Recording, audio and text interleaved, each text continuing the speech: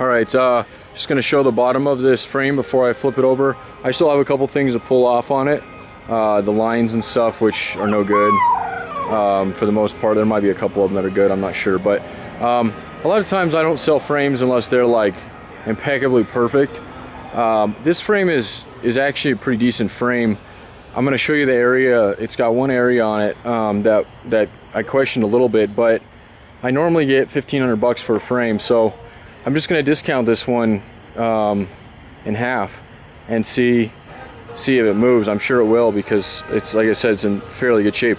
So I haven't painted this one yet. Normally what I'll do is hit them with the pressure washer, but again, I really wanted you to see exactly what kind of shape this one's in. So it's a straight frame. All my Jeeps come in running condition. They're not wrecked at all or anything like that. So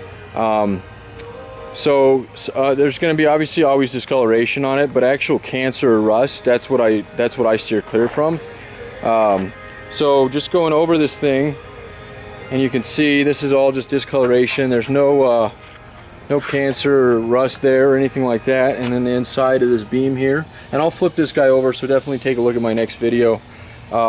As you can see, I'm actually working on my frames today. I got Tubbs frames, although a lot of my Tubbs have sold, a lot of my frames have sold as well. And then I do have some really nice powder coated sandblasted frames ready to go, or just a regular frame that's still in really good shape. We just haven't blasted it or anything.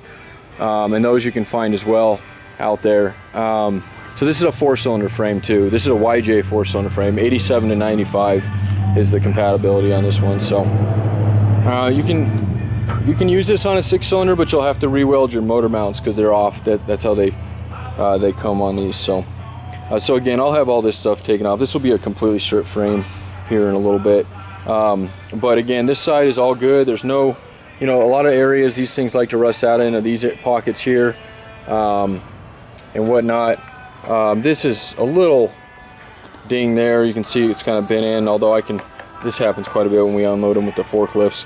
You just pound this back out. It's steel, bends fairly easily. So and then going up along here, these are just discoloration, no holes or cancer or anything like that there. That's where the belly pound mounts. So this is the area actually, and actually I don't believe it was ever rusted through there. I think what they had done is mounted something there. As you can see, there's some weld there, and then when they either pulled it off or they were doing the weld, they just cut into that beam. So I was literally debating on even listing this one, but again, I have so many people that buy these so quickly for a lot more than this one will be. I figure I'll put it out there and see what happens, and every time I do this, and I end up moving as quick as I do it. So if that's kind of what you're looking for, kind of a bargain frame that's, in all honesty, in very good shape other than that one spot on it, that's probably going to be your best bet. And I'm not going to prep this one. I'm just going to leave it as is unless you want me to prep it.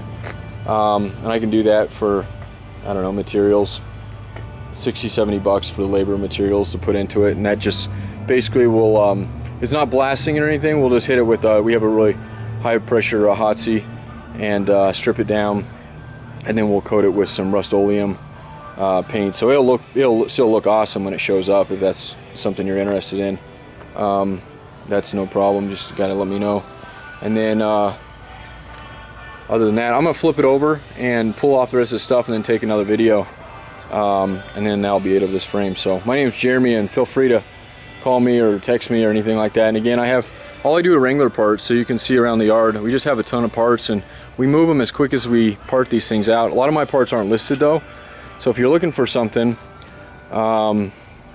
definitely, you can always call me, although it's very difficult to get a hold of me sometimes because I'm pretty much a one-man shop. So texting works really well. Emailing is probably the best bet, and that gives me time to go look for what you're looking for. So I appreciate you taking time and paying attention to this.